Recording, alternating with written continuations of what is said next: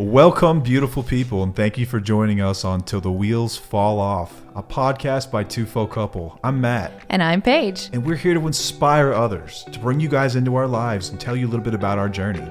Over 20 years together, we've learned a few things.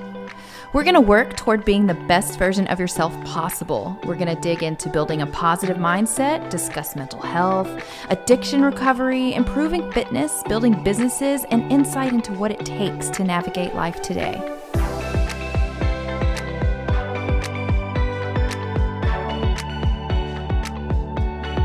Welcome back to another episode of Till the Wheels Fall Off. I'm Matt. I'm Paige. Got a great episode in store today. We're going to talk about something, I don't know, it's kind of hard to define. What are spouses actually recovering from? Yeah, we had somebody ask in the community a while back, when you, the non-addicted partner, talk about your recovery, what is it that you are in recovery from? Is it codependency? Is it secondhand alcoholism? Is it trauma? Is it abuse? Exactly what are we talking about here? We're going to dive into that this week. Yep. Be a solid episode, but first some announcements. First one, the meetup was freaking amazing. Yes, it was. The workshop was freaking incredible. Yeah, we had 19 people show up, and that was amazing. And people flew in, people connected, people engaged, they interacted. I was awkward. It was fabulous. I don't think you were nearly as awkward as maybe you feel like you were. I was proud of myself. I was super proud of you. For getting in front of strangers, because when I was there, I was like, I have not presented in front of people since high school. And that was how long do you think your high school presentation was? 10 minutes? 10 minutes. 10 minutes. Yeah. So let's go from that to 8 hours. About 8 hours. I mean, you still did most of the talking, but I think it went well. I think that people gained some stuff from it, and they gained connections. And that was the biggest thing I wanted people to take away from, is like, just being in person with people is so different than meeting them online. It's just a totally different vibe, and you feel like you find your tribe. Yeah, putting names to faces is really cool. And then beyond that, like understanding like, oh, this is a real human that's dealing with the same thing I'm going through. And it's like, it's one thing to see that online and feel connected. It's a totally another thing to be around people who are going through it and be able to have just conversations back and forth. It's the energy of the room, I think, that just makes it special, because you're able to actually talk about things that you don't get to talk to with other people. You know, it's very uncomfortable. Yeah, maybe you talk with your therapist about things, but this was just totally different. The people just understand you, they get you, and they just feel you. It was amazing. And if you were there, we cannot thank you enough for being there, being present with us, and being engaged. And the back and forth was what I loved the most. Yeah. Like, we set it up, and it was like, hey, we are not going to lecture up here. I want this to be a conversation. And it was, and it was incredible. Thank you to everybody. Yes. That chipped in on conversations, that picked someone up that was going through something, that weighed in on someone's situation, everything, everyone who was there. I'm so grateful.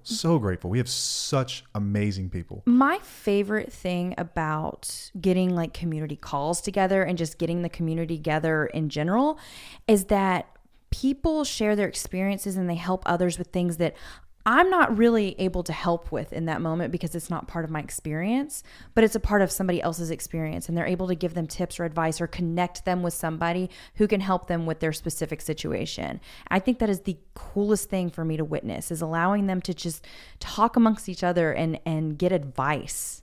Yeah, a lot of support groups don't allow crosstalk, and we actually encourage it. Yeah. We encourage it.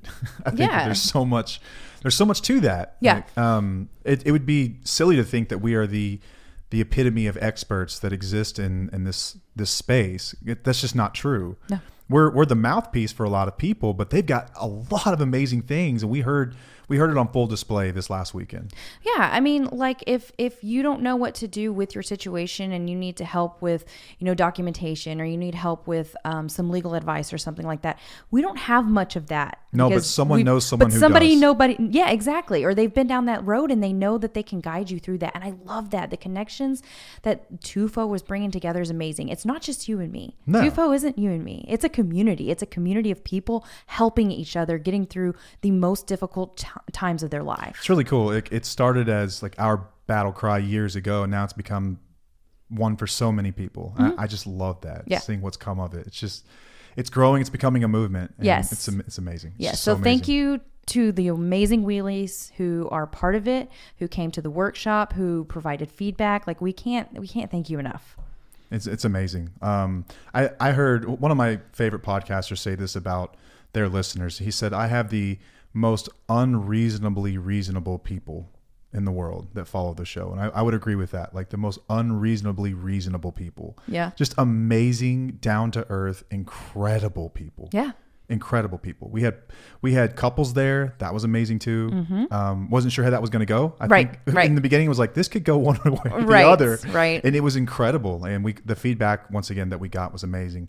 Hey, and if you're hearing this and you're like, dang it, I missed out, stop rubbing it in. Well, there's going to be more of these. Yes. If that's one thing we learned from this is that we need to do more of these things. We need to maybe take the show on the road, but the next one is already in the works and details to follow on that. Mm-hmm. So be on the lookout. Stay tuned. Stay tuned. Oh, and the meetup the next morning was really cool too. Oh yeah, that was awesome. Matt ate a donut. Totally ate donuts. I told you I would, man. Didn't believe me, but I did. Hey, we've also got, I know I've been saying this for about 2 months now, but new merch is on the way. Oh, well, finally it's in the works. It actually is. Like the order's been submitted and they're working on it. You dropped it off. Thank I did. you, dear. I actually dropped off hats and we've got some tees, small orders of stuff for the summer for anyone that would want to rep it. We've got some cool shirts coming out. We've got some hats. It's hat season where we are. If you're in the southern hemisphere, not so much, but I love a good hat. I'm excited about the hats. Yeah, that'd be like your pool hat, right? Yeah, or running errands hat. Some people used to call me Sandra Bullock because you always look like someone.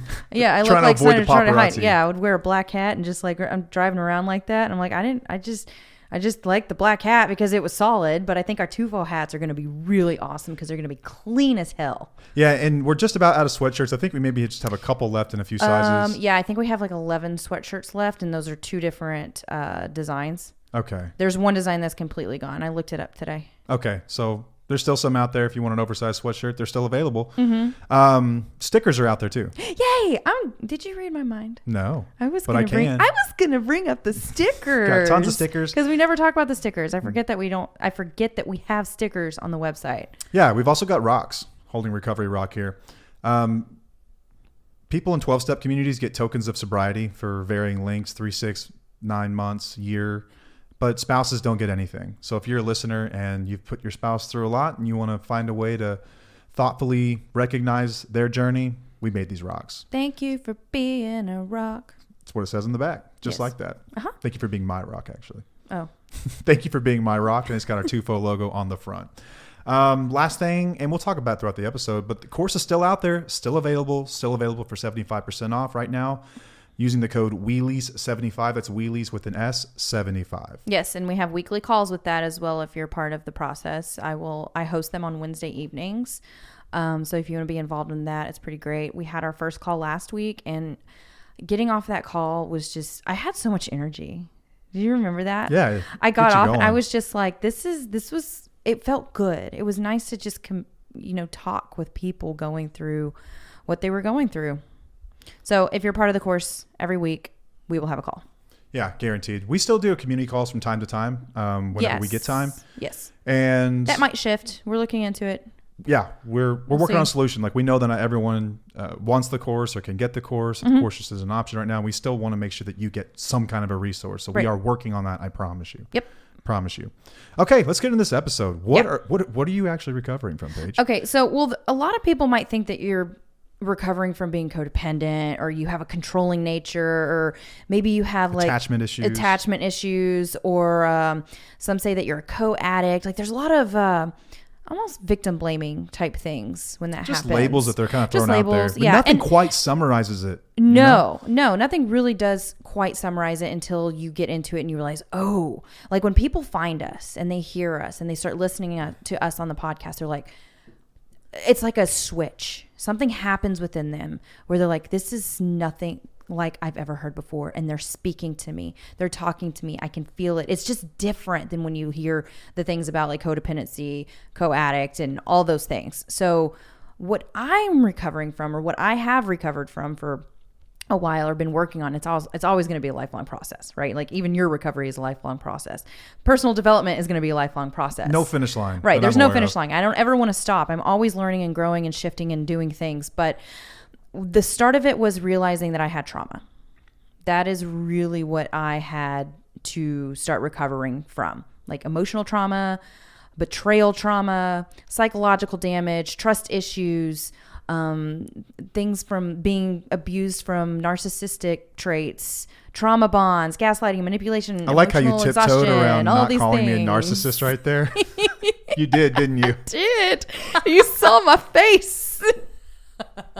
Narcissistic abuse would be fair to say. Now, am I a narcissist? No. No. But the abuse can be generalized, and anyone can dole that out. There are narcissistic behaviors that you don't necessarily have to be a narcissist to display. Right. They're just everyone has narcissistic traits. Right? Yes, but a lot of people who struggle with substance use or substance abuse, they have narcissistic traits that affect us. Just like in our last episode, we talked about the behaviors from the addict that impact us, and that's what we're recovering from. Yeah, I had very little empathy. I was extremely immature and very selfish. Very selfish. So selfish. Throw those things into a bucket and mix them together, and it sort of looks like narcissism. Yeah, and it feels like some even call it narcissism. Like I heard this, and I'm not sure whether or not I agree with it, but I like what it alludes to anyway, and it's that not all narcissists are alcoholics, but all alcoholics are narcissists. Yeah. Now I stay away from absolutes. I don't like the word. I don't we like try the word. to. I don't like the word all. Yeah. But I would say that that's pretty accurate. That many people that are substance abusers display narcissistic like traits. Right, and you've worked. I would say it's accurate. You've worked with people for the last 11 years. And is it safe to say that almost everybody you've worked with has had this type of behavior? Just about all of them, yeah. These traits? Yeah, just about everyone. Yeah. And that's a lot of people you've worked with. I mean, you go to the recovery center and talk with people. You have people that you sponsor. I mean, there's a lot. And you see a very similar dynamic within these people. I've heard the stories of literally thousands of people that have suffered from substance abuse. Like firsthand experiences, sat down, talked to them, spent time with them. And yeah, we're a lot alike. No one likes to be generalized or labeled, and I understand that. I understand why. But there are behaviors that are very, very common amongst us. Yeah. Very common. Right. And that's kind of why we do what we do, and we're able to help a lot of people in the same situation. And then when they find us, like I said earlier, they feel, oh man, these are my people. I feel something. Something is different here. My people. Yeah. What was that from? I see. No. That was from Joe Dirt. Varsity Blues. Whenever he started the cult, and his mom was like, his dad was like, who are these people in our kitchen? These are my people. Remember that? Yes, I do. It was a little kid, right? Yeah, the little kid started a cult. Oh my gosh, that's so funny. They were paying attention to the football player brother, and he was starting a little cult. Yeah, yeah. That was a good one. I think I've only seen that movie like one time. Really? Yeah, I don't know why. I just wasn't a fan of it too much, even though I know a lot of quotes from it, and there was a lot of country talk in it. Dawson's Creek guy. Yeah, Vanderbilt. Vanderbeek. No, we're gonna say James this. Vanderbeek. I think it's his name. I'm going with that. Final sure, answer. Somebody's gonna tell us you've got it all wrong. And we're getting way too far off. Yeah, we're getting off of this. Okay, so let's get back to this. Like I said in the last episode, we talked about the behaviors that impact us. And when we start to recover, when we start this journey, we learn how to recognize manipulation. We learn about toxic situations. We learn to build our self-esteem. We learn how to trust our instincts again. We learn how to stand up for ourselves in a healthy way. And we figure out what we will and will not tolerate. And then we become determined to change our mindset to be who we truly want to be. Like we let go of so much fear. Like there's so much that goes into it. It's hard to have a whole episode of what do you do to get there? Yeah, it's sort of like, it's like mindset training. A lot of it is. Yes, it is. And shifting of, previously held notions and beliefs and ideas about what addiction really is and who are you really dealing with? Like, what are you really dealing with? Right. It's like, we've talked about this, how we just love these, like, these simple to easy to understand concepts where it's like things are black or white or left or right or up or down. It's like addict. So you throw all this stuff on that, and there's so much information in that. And like on one hand, like you've got like the choice model of addiction, the other you've got like the disease model of addiction, and there's different ways to respond based on being the partner of each of those beliefs. And then sometimes people kind of mix them up, and it's just so confusing. Mm-hmm. You can go on one website and be like, oh, I'm a horrible person. Yeah. And on the next website, be like, oh, he's a horrible person. Yeah. And what's the truth here? It's so confusing. I think that we do a pretty good job here. I do too. I do. I think we find a good balance here. Were we perfect? No. No. Not even close. But I think we do a pretty good job here based on what else I see out there. Right. I agree. So like I said, it's a lifelong process, but it does take time and it takes determination. Like it takes that moment of saying, I have to do something. I have to change. I have to recover. And a lot of people are like, I don't know what I'm recovering from. Well, this is how you start. Let's get into this, man. You want to go over the Peterson stuff first? I do. Okay, so his politics aside, Jordan Peterson is a Canadian psychologist. Mm-hmm. I don't know much about the guy's politics, but anytime I read about him, I always see some posts or comments underneath what he's said that's generally alludes to some controversy. I wouldn't consider myself like a supporter of his by any means, but I've read some of his stuff and I think he's got some good ideas. And I think that we find the gray area with a lot of people. Exactly. I think that people, regardless of what healthy. They say in their private lives or publicly about any given issue, you can go back and read what they've studied and what they've researched and what they've written, and you can find some good stuff.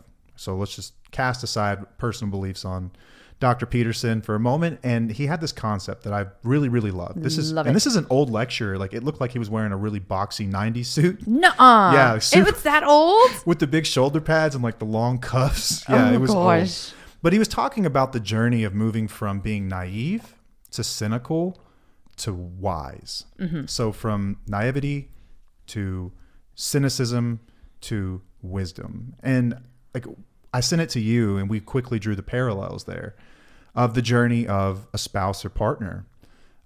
Being completely naive when you show up and thinking, oh my God, I just got to talk him. I'm just going to talk to him and he'll stop. And I'll just tell him how much this affects me and he'll stop. And not really understanding addiction. And then time goes on and these behaviors don't change and you just get really cynical about things. And a lot of people stay there for a very long time. And then ultimately some move to wisdom, but many don't. A lot of people are stuck in those first two stages. Yeah.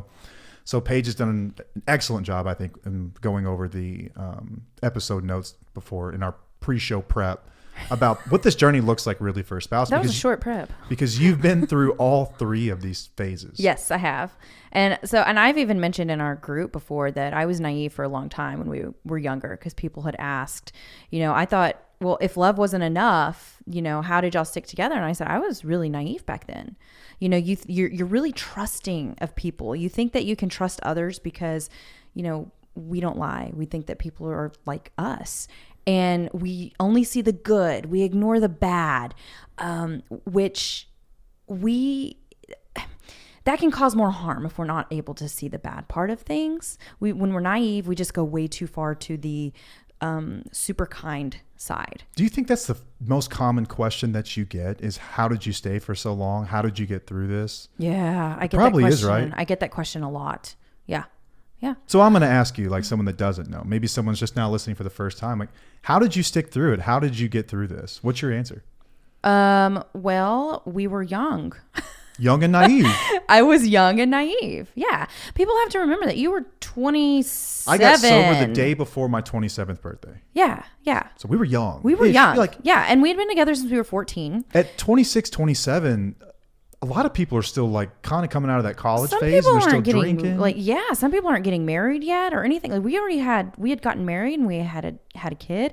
And I just thought, okay, he's going to grow up. He's going to grow up. He's going to grow up. Absolutely. At each milestone, that's what I was thinking because that's what we think. When you're that young, why would you not think that? That's because what movies tell us, That's what movies tell you. That's what maybe even, history of your parents or grandparents tell you because my grandparents have been married. Oh my gosh. Didn't they over get married 60 years by a farmer when they were like 12 or something? It was something like that. They were like 15 or 16. They were very young. I don't know why he came up with some farmer ass. But they were married for a really long time. So that was what, I looked up to. My parents got divorced, but it was healthy, the reason why they did. But we were young. So when people ask me that, I'm like, I was naive and there was only like 18 months of like shit. There was 18 months of really bad shit of when I was getting out of the naive stage. I was getting into the cynical stage at that point because I was pissed. I was getting angry with you. I was like, this is not right. I have been dealing with this for a while, but it was progressive. But the previous like I don't know. So 10 years in it, really only 2 were really, really bad. The previous 8, you're just naive. You're thinking, oh, he'll grow out of it. Everything's cool. Yep. You don't even think about addiction, really. You think, because you can look around your circle at that age and think to yourself, like, he's not that much different. On the surface anyway. Yeah. I wasn't that much different than all of our friends. So it's like, oh, well, they're all doing it. And he'll probably be like them and grow up. Right. He'll get it But figured out. that's why I didn't look at the addiction and I looked at the behaviors, because we were so young. So I was like, no, he's just partying. He's just having fun. Or I didn't know that you were in as much as you were in. It was just the behaviors. Yeah, and I don't want anyone, like when you tell the story, I get the fear in some ways, like someone who's been in it for a very long time is going to feel like singled out, or, oh my God, how could I not have seen this sooner? But it's not as simple as you think. Like, I don't want anyone to feel like they're wrong for being in this for quite some time, because many people do hold on to that belief that things just work themselves out, because that's the typical way it works. Like, there are a lot of substance abusers, but it's not like the majority of the country is a substance abuser or anything. So you can find more healthy examples of people that have figured it out and kind of grown out of it than you can guys that did things like me. Yeah. So you just don't think it's going to be you. But it progresses really slowly too. Yeah. So then it becomes your norm, and then you minimize, and then it's just like, this is how your life is. So it's hard for you to go through that, from that naive stage to being cynical, because of what's going on within your life. There's not much changing quickly. It's changing over time, and you don't recognize the big changes until much later down the line. It's like gaining weight for me. Anytime I've ever gained weight, it's almost like I wake up one day and it's like, oops. Whoa, what happens? But while it's happening, you don't realize it. You know? Yeah. One day you're like, exactly. Oh no. It's like, oh, what did I do? What have I done? I need to reverse this. Yeah, but I mean, there's a lot of people who come into our group that are in the naive stage, and I'm never going to make them feel awful for being naive. I mean, this is just, everyone starts here. Everybody starts every human there. starts here. And you think that you can communicate in a way that's going to get through to them. I mean, we still get these questions on TikTok, like, how do I fix it? How do I help my partner? How do I make them see what they're doing? How do I communicate? How do I do all this? That's the naive stage. Those are the questions that you're not going to know the answers to until you become cynical. The heartbreaking part about just being naive in general is that it is characterized by just pure innocence. Yes. And that's the part that breaks my heart. My heart. It's the innocence of it all. Yeah. It's just, you're not aware of the complexities and the darker aspects of someone's personality or just life in general yet. Yeah. And not only was I naive for a long time within our relationship, I was naive in other areas in my life as well, to where I thought, okay, we can just solve problems if we communicate. You've been naive as well in other areas of life. I mean, like, it's just, you believe that people are just inherently good and just very trustworthy, and that life is straightforward and things are pretty simple. Yeah. That's sort of like naive. That's what it feels like. I think the word almost sounds, it has like a negative connotation to me. It does. I think so too. Because usually someone's like, oh, you're just naive. It's like, no, it's not necessarily a bad thing. Like, we're all naive. Yeah. Children are naive. They don't have the experience yet to tell them that things aren't exactly as they seem. Right. And so when you're in this naive stage, it's actually, I mean, it's beautiful in some ways, but it's also dangerous in others, because you are unaware of people that would take advantage of you, or people that could harm you. Yep. You're just not aware of that. I remember being a kid and like the first time, like the World Trade Center bombing that happened in the 90s. I remember asking my dad about this. This is pre 9/11, and asking him, like, why would someone do that? And he was like, well, not everyone likes Americans. And I was like, wait, what? Because I was like 8 or 9 years old, and I'm not looking to hurt anyone or be hurt. I couldn't understand why people would do something like that. And then you learn about politics and all the stuff that's been going on for ages, and but I couldn't have grasped it even if he explained it to me. Yeah. I was just naive about the world and its people. I just had no idea something like that could live in someone's mind, you know. And it's innocence, and that's what I hate about many of the people that are harmed by this. It's just, there's just pure innocence, and that's a beautiful thing, but it can also be a dangerous thing. Absolutely. Because the world just isn't that straightforward. Right. It's just not. And addiction isn't that straightforward. And narcissistic abuse is not that straightforward. Right. So what happens when someone stays in this naive situation and then they learn that something's maybe not right? They start to do some research, and they generally try a handful of things to fix somebody, right? They're asking the obvious questions, like, how can I support them? How can I help? Like, what can I do? Like, we got to talk about this and let's get this figured out. Like, You kind of clap your hands like, all right, let's go. And then what happens? They generally let you down. They let you down. Addiction does not listen to reason, really. It doesn't necessarily care about, what's best or anything like that. And so you move into this area of cynicism. Yes. Like, so you're getting stung over and over again whenever you're kind of in the naive stage. You're just realizing that you're exhausting all of your options in a way. And then you get to a point where it's like almost surrendering to where you're just going to be angry at what's going on. And I stayed in the cynical stage for a while. Like, you begin to look at all of the bad shit in others and you question everything they do. So this is not just within your relationship. This is everybody. You start to think the world is manipulative. You think that it's toxic. You may begin isolating just a bit. So I isolated because I didn't want to harm anyone with my cynicism. Like, I knew I was cynical. I knew that I was pissed off. I knew that I was looking at all of the bad in everybody around me. And I didn't want to put that on them because I knew deep down that wasn't true. I just didn't know how to get out of that yet. I was working on getting out of it, but I knew that it was something that I had to go through. I knew that I had to learn how to manage my anger and shift my thought process and get to the next stage, which, y'all, the cynical stage took a long time. This was not a month. This wasn't months. This wasn't, a couple of years. This was actually a few years. I didn't start getting into the wisdom stage until I don't know, maybe 5 years into therapy. Yeah. If you've been a listener to the show for a while, there was a concept that your therapist actually introduced to you that I think a lot of people can easily understand. It's a beautiful illustration of the way that life tends to work, where things operate like the pendulum on a grandfather clock. Yep. Where on this one hand, one extreme, you're naive. Mm-hmm. And then you start to recognize that maybe the world's not so cut and dry after all. And there's harsh realities, that there's disappointments and challenges and people that let you down. And so then you transform into the other extreme, which is cynical, mm-hmm. which is the world used to be really good. That's one extreme. Now it's everything's bad. Yes. Everything's bad. And your previously held beliefs and notions about things are just shattered. It just kind of leaves you jaded and like skeptical of everyone. Like you mentioned, like just distrusting and defensive. And you think that everyone is trying to harm you, or they're selfish or deceitful. And like, it's a natural reaction to being harmed. Yeah.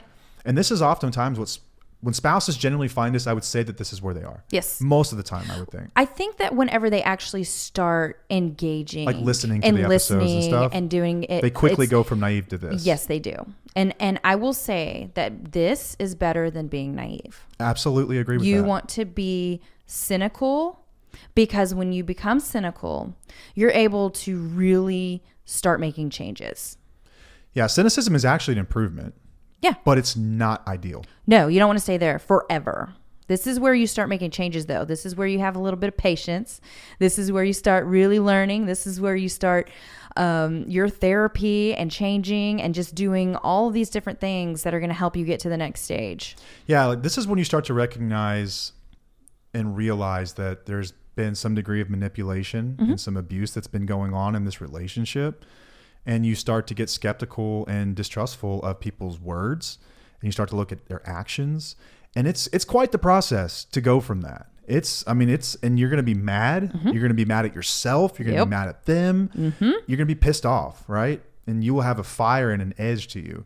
But this can be beneficial. We've talked about using anger as fuel, mm-hmm. using that pain as fuel. And ultimately, like you mentioned, you can't stay here forever. No. And people that do, you can kind of tell because it begins to wear on you. It kind of wears on your soul. It's like, oh God, I'm just mad all the time, and I hate that too. Starts to harden you. Yeah, maybe too much. Too much. Now this life does harden us a little bit, and and now that I think about it, it makes you kind of gangster. When we're going, yeah, it does make you a little gangster. We were talking about how gangster we kind of were. Remember, we were discussing that, how like we actually had kind of a gangster life back in the day. Unfortunately, we were yeah, literally like rolling up to talking drug about houses that. in like middle of nowhere. Yeah, yeah. But and I think I'm going to shift my mindset here. I kind of just had a thought, is that maybe it doesn't harden us. Maybe it just brings us, maybe we're just wiser. Maybe we're just wiser. It's not like, unless like you said, you stay in it too long, it can make you super hard to where you're just angry all the time, which anger does not do good for your body. But I've told people, this life hardens you a little bit, but I don't think, if you get past this stage, I don't think it hardens you as much because you're finding the balance. I think that naivety, like everyone starts there, right? Because you're born into a world that you know nothing about. So everyone's going to be naive. And then you're often pushed into cynicism through the actions of other people or realizations that you come to through education. And then you're kind of left with the choice because you can't go back to being naive, nor would you ever want to. Many people feel like they would want to, like ignorance is bliss. Let me just go back to when things were simple. Yeah. But once your eyes are open, you're never going backward again. So then it's a choice in many ways to move to wisdom. And that's tough for people to make because anger kind of feels good in some ways. It kind of feels good to lash out at people and to speak up because you feel heard. It's sort of empowering in some ways. And I think that's a good thing for a time. But eventually you become less useful to your fellows. You become less useful like your children or the people that love you the most. Yeah. Because that's not really the real version of you either. So like wisdom, moving beyond that is a bit of a choice.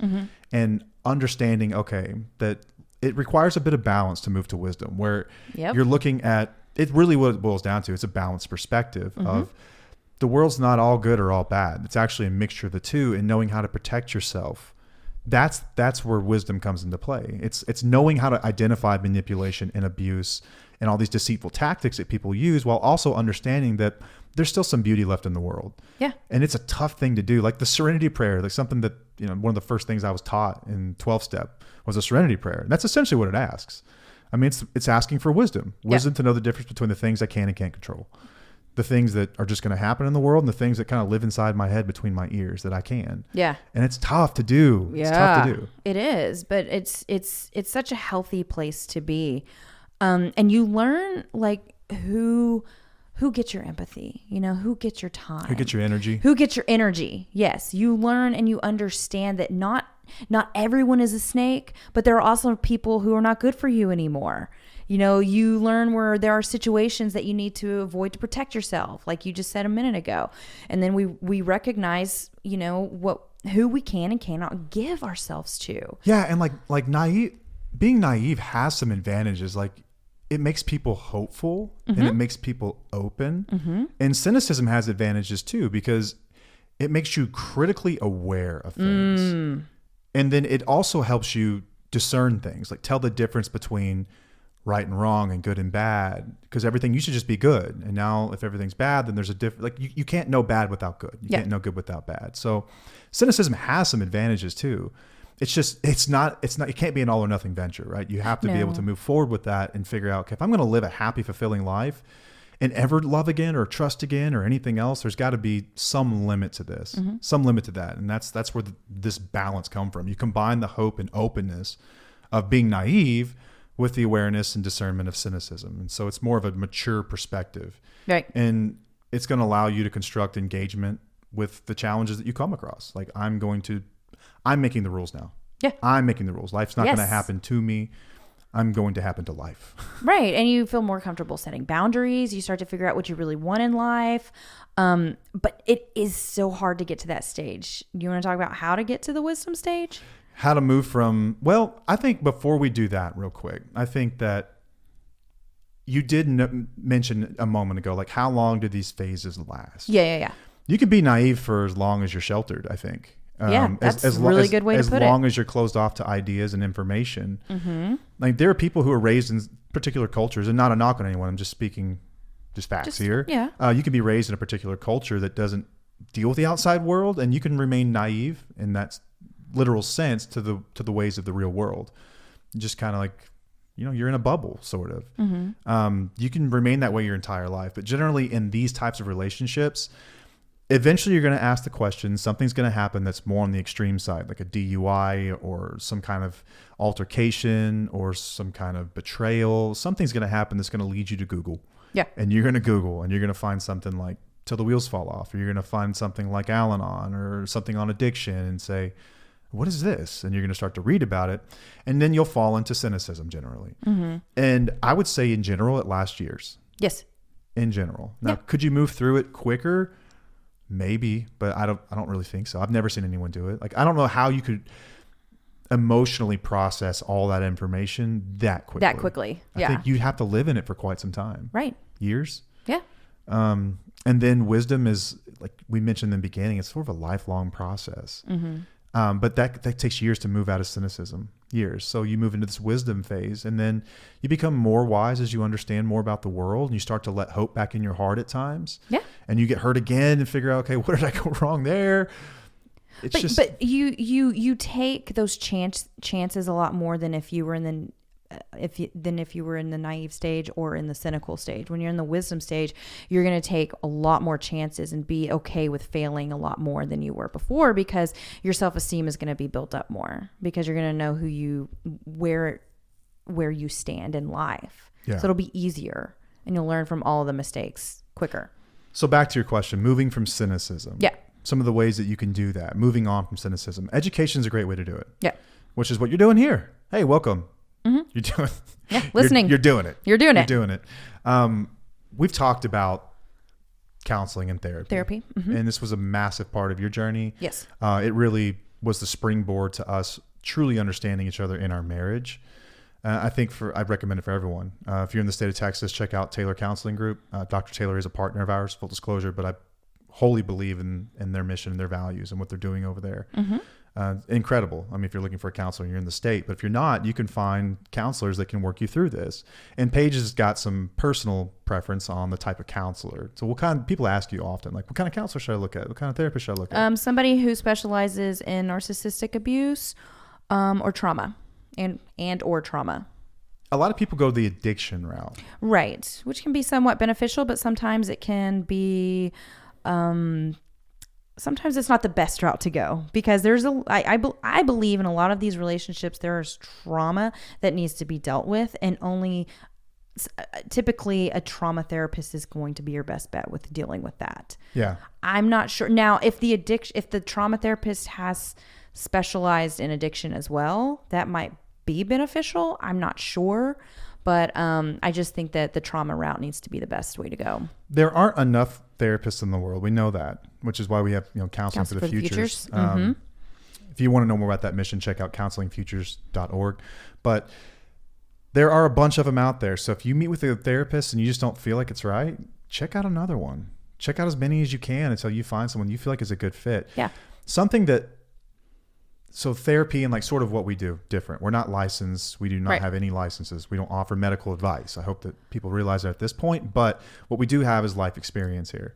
We have a partner that's a therapist to check us and make sure, hey, you can't say that, or you can say that. But the thing about therapists, what I've heard from people that I've worked with anyway, and people in the community or people that message us, is that, I mean, therapists, you can read about things in books and you can learn about things. You can read studies, you can get a lot of amazing information, but there's something about doing it in your own personal life that really connects the dots on the information and like how to use it. So you can't really ask a therapist, hey, have you been through this before? Right. But there are some that know more than others. And I would say you'll know it when you find the right fit. Yeah. And I'm not saying that they have to have had gone through it themselves. They might have worked with enough people just to know at this point, because you can learn through other people's experience that you work with in therapy. But, find someone that is a fit, because something I have seen, this is my fear for a lot of people, is they'll go see like an addiction specialist. And let's say an LCDC or something like that. Maybe they're an addict themselves, and maybe that they have a lot of compassion for addiction. Maybe that they really buy into, they just need more and more love. That's not exactly the best thing for you. Right. That's not the best thing for you. So just keep looking if you don't have a good one yet. Yeah. And I know that some may listen and say, I don't have trauma. I don't have trauma. I haven't been through anything. Yeah. I did not know, guys, that I had trauma until I went to therapy.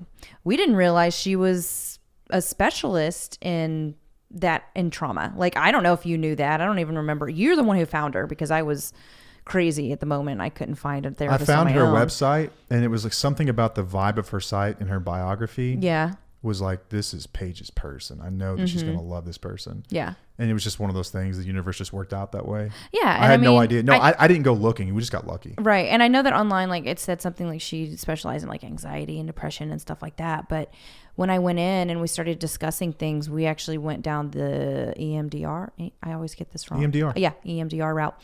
And I was like, my mind was blown, because I was like, I didn't want to accept the fact that I had trauma, but I did. And I don't even know if you really understood either. It took a long time for us to actually get through that and realize, holy crap, I didn't this is what recognize happened. I was an abuser for quite some time. Right. Like I knew I had done some things that were effed up, but I didn't realize that when I went back and look at it, I go, holy hell. Right. Like shit. Like I check every box on this page. Yeah. That was mind blowing. Right. Talk about going from naive. I know, right? But another thing you can do if you're in the cynical phase, support groups are really helpful. Oh yeah. I recommend Tufo Community. If you don't know about our community, we have a community. I'm going to recommend our community before I recommend any other community that exists for spouses and partners that are out there. If you don't know about it, check it out on our social media profile links or on our website. There's a link. Isn't there a link there? Yeah, there's a link in there. Tufo Community, TWFO Community. The benefit of a community is to see that, one, that you're not alone. That's really helpful. It's going to be very validating to know that, okay, I'm not crazy. I'm not alone. They're going through the same thing that I'm going through. But then when you see it enough times, you'll be able to craft solutions in your mind. Yeah. And then when you start to participate and you start to share your experience, or, hey, I went through this and this is something I did that worked, suddenly you have gone from victim to survivor, and you've now gone into the next realm, which is you're helping other people. That will move you. That will give you compassion for yourself, for everyone that put you in that situation to begin with, and for the other people going through it, and you develop wisdom through that. Yeah, absolutely. In addiction, it's kind of the same way. You're an addict, and first you're sort of naive, then you're stuck in it, and you become cynical. You're like, I can't ever beat this thing. F the world. I'll probably just die, and I don't even really care anymore. I really don't give a shit what happens. That's just, it is what it is, whatever. I don't care. You become very cynical about everything. I'll never beat this thing. I'll never figure it out. They will. I won't. You know, you kind of separate the world in these two groups of people that figure it out and those that can't. And then you dive in, and like, that's what recovery is. It's wisdom. But the way I'm able to keep it, I find the best, is helping other people. Yeah. And helping other people, it sort of cements in my mind that like, this is part of my identity. This is who I am. And that you've got experience that's beneficial to other people. And like, that's the most uplifting and empowering thing in the world. That's really, really helpful. So we talked about therapy, we talked about education, and then support groups are really, really, really helpful. Like, you can read all you want about things, but education on its own, I don't know, could clutter you more than anything. I think it's beneficial. Like, I never stop reading or learning. You won't ever stop listening or reading or learning about anything. Right. But it comes a point where you put it into action. And like, support groups are where that happens. Right. So if you're not in the community, come in the community. Yeah, it's great. Yeah. Do you think that someone could fix this on their own without a community? Like with it, like a spouse? What do you mean? Say that. Let's say that you're a spouse of an alcoholic, and you read about everything online, but you don't have that community aspect. I think you're missing a huge piece. So you didn't have a community for a very long time, which is why I'm asking you. Right. No, I think that if I would have had a community, it would have been a lot easier for me to understand what I was dealing with and how I could get tips and tricks from other people, you know, and not feel less alone. So yeah, I think that it would have been really beneficial for me. I agree with that. I think it would have been, honestly, probably rockier on the relationship. Yeah. Because one person's educated, the other person's not ready to change, which just would have been more evidence that you were right. As I'm giving you like grief for the things that you've learned that are absolutely true. Like, what do they say? Like, no one gets more angry than a narcissist being accused of something they definitely did. Yes. Okay. So when I was in therapy, I was told to go through certain support groups for the things that I was dealing with in there. It wasn't about you. It was about other parts of our lives. Okay. That I had to go through, and I started going through groups, and I started reading more things. I started educating myself. I started empowering myself. I started going through all of these things and learning from other people and their experiences. And you didn't like it because it did go against what you believed, because you were still in a naive stage. So I was in the cynical stage while you were in the naive stage, while I was going through support groups and all that process. I'm glad you brought that up, because that will happen in relationships. Yes. You're not going to move concurrently through these things. No. Like, you're not going to move with each other. It's going to be this sort of like back and forth lead changes. It's not going to be balanced. Yeah. But eventually you figured it out. So a lot of the traditional ways in spouse is dealing with this. Like Alanon's been one of them. That's probably the most traditional modality, where they go in there and they work the steps. They read the book of AA. They've got some other literature of their own. And codependency is a major focus. You didn't go this route though. No. I mean, I did a few meetings while you were in treatment, and I think I might have done one or two after you got out of treatment, but I didn't stick with it. And then even a few years later, I went through it again. If you have a good Alanon group, that is amazing. I'm happy for you. Yeah, it's a great place to go for support and community. And I think that you should be able to get as much help as you possibly can within your situation to help you heal. I was on a page today, and there was someone who chimed in. This is not our group. This is another group. And said, I do not like Alanon. I don't like it. Not for me. I went in there. Felt like I was judged. I was criticized. I was victim shamed. I was all these things, victim blamed, this didn't feel at home. And I've never seen a thread take off like that one did. For every one person saying that they love their group, they're sorry that was their experience, but keep trying more meetings because they found just pure freedom from what they were suffering from in Alanon. But for every one of those, there was like 10 people that were like, that was my experience too. It sucked. That was my experience too. It was awful. That was my experience too. I'm never going back.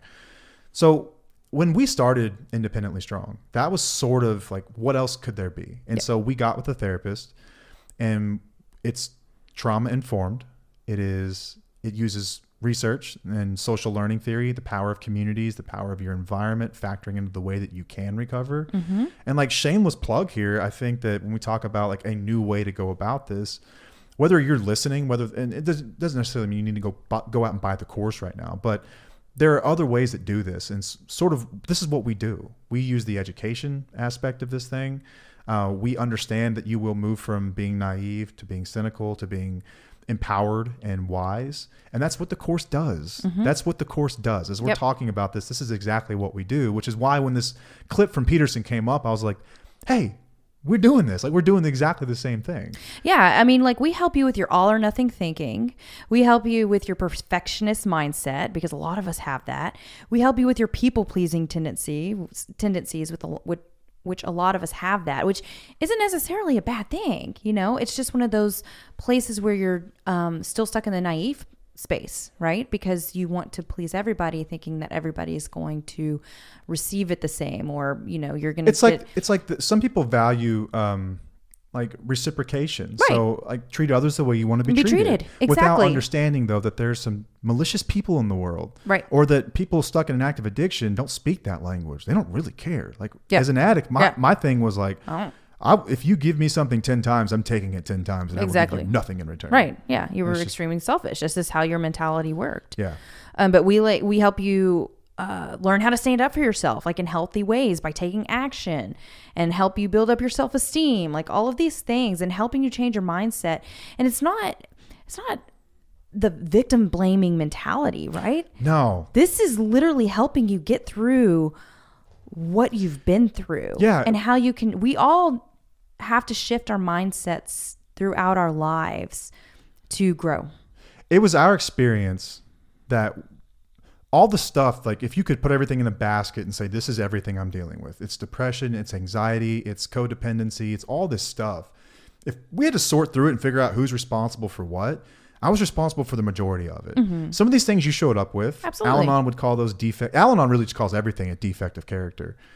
Like we talked about people pleasing tendencies. It's more of a naive approach to life. Yeah. We look at that as, okay, there's a rational reason you do this. It is not bad. It is not a defect, certainly. Right. You just need to learn how to sharpen that and use it wisely. Right. We're not going to victim shame you or blame you and say that exacerbates the issues that someone's already dealing with. Yeah. As they're feeling less than and unworthy and unloved. And right.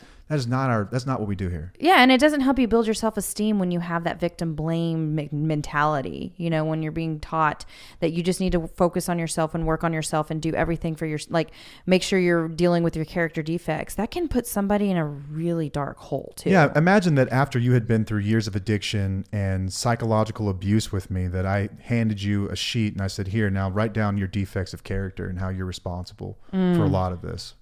I'd have been pissed. Oh, hell yeah, you should be pissed. I'd have been real pissed. That's absurd. Yeah. I mean, think about it. It is. Yeah. Like, I understand that everyone has some issues, but we focus more on the issues that you've been dealt rather than those you showed up with. We will take care of those too, but let's some of this more severe stuff, let's handle that first, because I think that it's a falsely held belief that if you just fix all your problems, everything's going to be okay in your world. That's not true. Abusive people don't care about that. No. Narcissists don't care about that. Nope. They don't care how well you've honed your skills. They're going to continue to abuse. Right. That's what abusive people do. Exactly. Like, it's fuel for them. Yeah. So it's not going to help to just identify defects of character or any of those things. No. It's, something you've really, really got to educate yourself on, strengthen yourself up, build yourself up, and then decide what's best for you. Is this something you feel like you could manage with boundaries? Could you get them to a place where they're willing to do something different?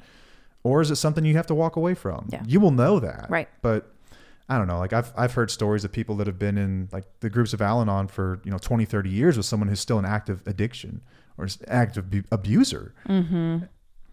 I just never been there myself. Well, actually I have, but it's not a life that I want. I chose to walk out. Right. I can't do that crap anymore. Right. It was rotting me from the inside out. Yeah, and being a cycle breaker is very hard. Very, very hard. Yeah. We haven't talked about that on the show, have we? Cycle breaking? No, not as much. Not necessarily. I mean, we talked about being okay being the villain in somebody's story, which is which is about being a cycle breaker. Yeah. But we haven't necessarily gone down a whole topic on that. We will a whole eventually. Episode on that. We'll get there eventually. Yeah. I feel like this is a time to plug a newsletter, because I've never mentioned it on the show. We don't talk about the newsletter that much. We have a free newsletter. We have so many free resources that we forget to mention, but it's all out. Like, we have so many free resources. Yeah, for every paid resource we have, which is just the course, and if you ever coaching and workshops, we have plenty of other free resources, including the podcast, the community, free guides that are out there. Yeah, the community is free. Yeah, all that stuff's totally free. Yeah. The newsletter is one of them, though. If you go to our website, tufo.com, and scroll all the way to the bottom, there's a subscribe button down there. And you just punch in your email address. We will not spam you or use your email for anything other than sending you a weekly newsletter, which is just an article that I write once a week. It's so good. And cycle breaking, I think, has come up before. So good. Thank you, but I don't think I'm that good of a writer. But I appreciate Stop it. Please. You've gotten so many great compliments because you're an amazing writer. It's so good. They're great. They're great, y'all. And I'm not just saying that because he's my husband. Y'all have heard me talk shit to him, so I'm being real. I'll give you compliments she too. She shit talks me daily, y'all. Keeps me humble though. I'm all right. Kiss my ass. That's not true.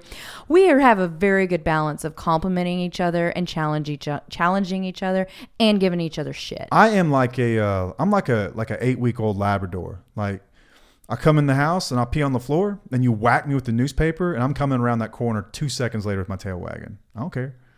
Talk shit. Hit me with the paper. I don't care.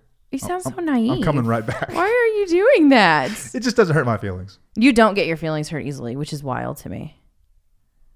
You don't. Do you, or do you just hide them? I have feelings, dude. Well, I know like, what the hell? I know you have feelings, but you don't get them. I grew up with 2 brothers and crazy ass parents. Okay. So I don't get my feelings hurt too easy.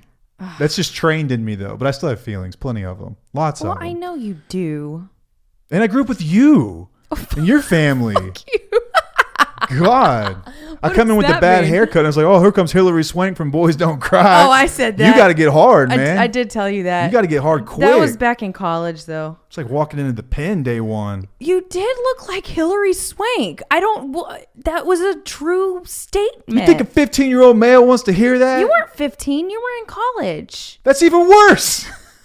I think you were in college. God. I don't remember. Okay, yes, my family has been very critical, okay? But they love the shit out of you. I love them more.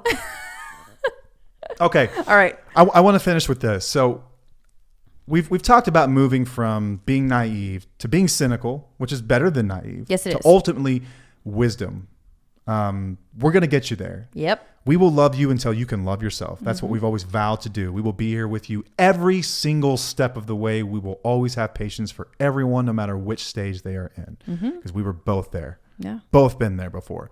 But something I do want to focus on for just a moment, we kind of alluded to it near the end there, but I don't think we really hit it, is the danger of just self-focus in an abusive relationship. So we talked about one of these, which is it exacerbates self-blame. It reinforces feelings of guilt and self-blame That and can shame. mess with your self-esteem like no one's business. You were abused Yeah. by me in active addiction. Let's focus on that. Yeah. I just want to focus on that. And that's how we treat people when they come to us, is that you've been through what we went through in general. Right. In general terms, not exactly the same, sometimes much worse, maybe sometimes not as bad, but I think we're a pretty good average of someone's experience. Yeah. Another thing, it undermines self-esteem. Talk about your experience with some of this, because when we were going through the notes, you were like, oh, that one. Yeah. Eroding your self-worth and increasing your susceptibility to manipulation because you're just focusing on you. So the more and more you focus on your stuff and what you're doing wrong and how you're showing up with an abusive person in the room, right? Yeah. We've got a venomous snake rolling around the room, coming by every so often to bite you on the leg. And you're just focused so hard on, what did I do to make him do that?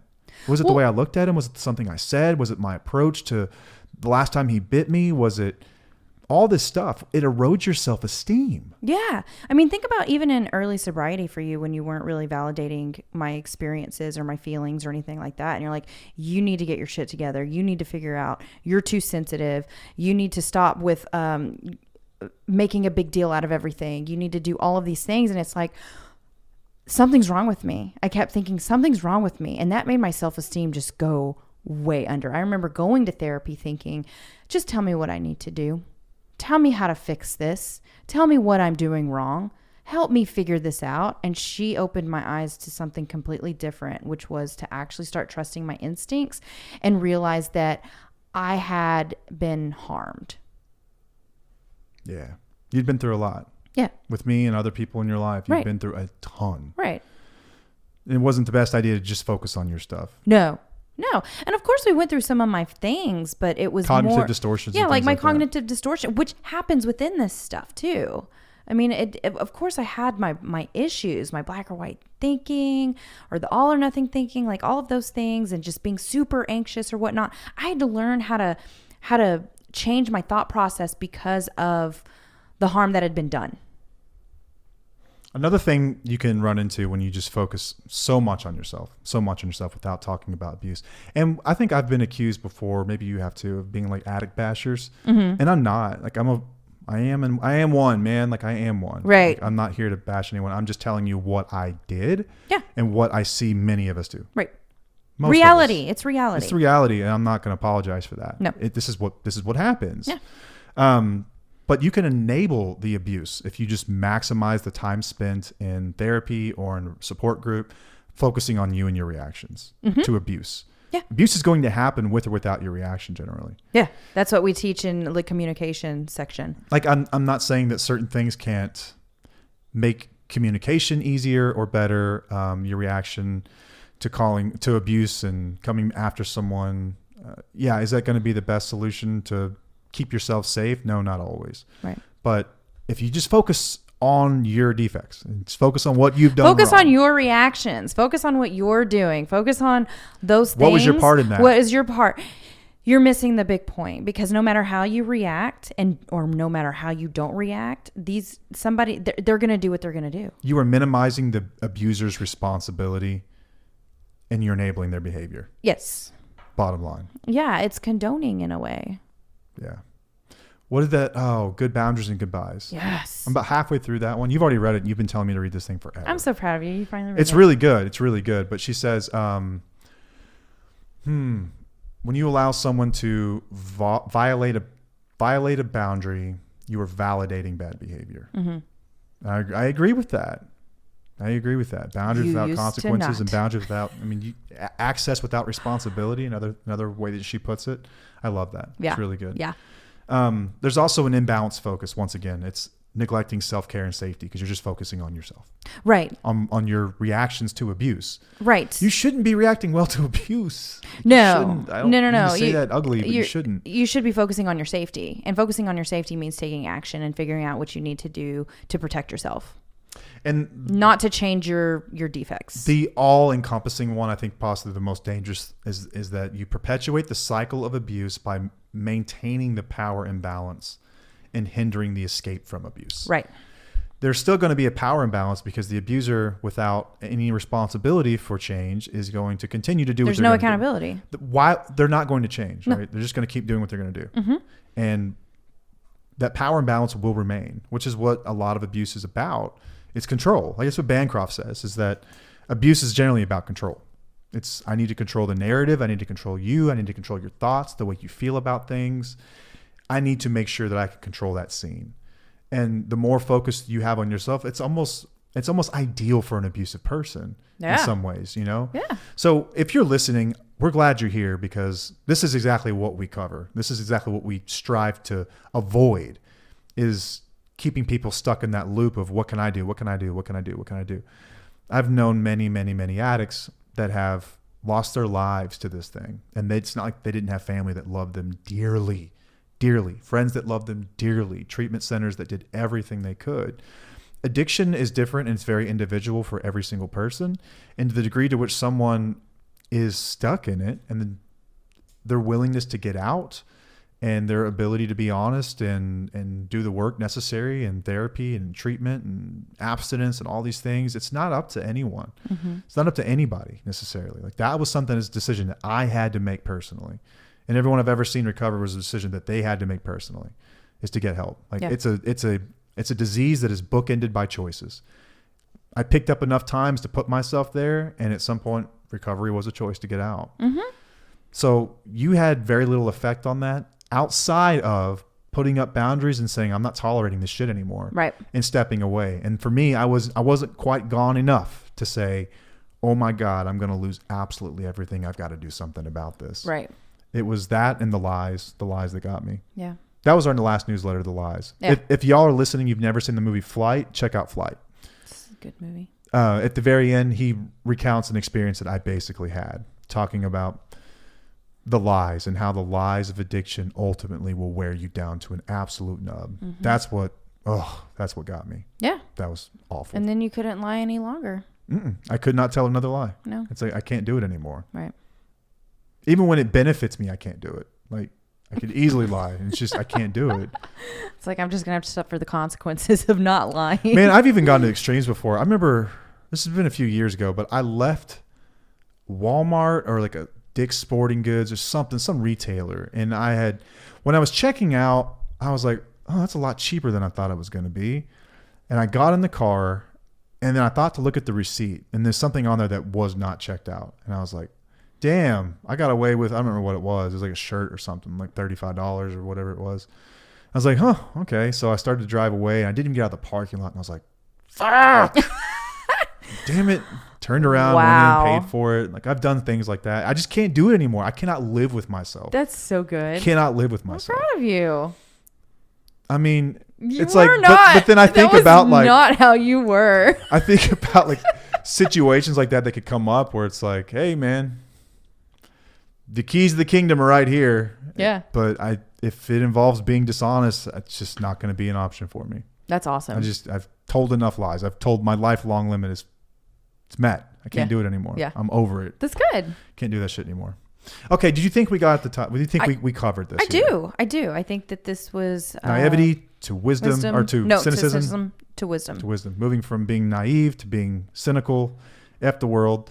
Oh, by the way, cynical people tend to be my favorite. They're the funniest. They're funny. There's some really cynical wheelies that crack me up to no end. Oh, and yeah. like they know they're cynical too. Uh-huh. And it's just funny. It is funny. I think the best comedians tend to be cynical. Mm-hmm. You know? Yeah, no, I totally get it. Yeah. But also just I don't want y'all to stay that way, but I am enjoying it along the way. Right. The humor is hilarious. It is. But give yourself time, because it is going to take time to get through all of these, and patience, and do all the things, and we're here for you along the journey. Yeah, keep coming in here, listening every single week, keep participating in the community, keep seeing your therapist. If you're not already seeing one, check one out. Use the resources that we've got out there. I think we've got a pretty good grasp on what spouses need. Now, we're not perfect by any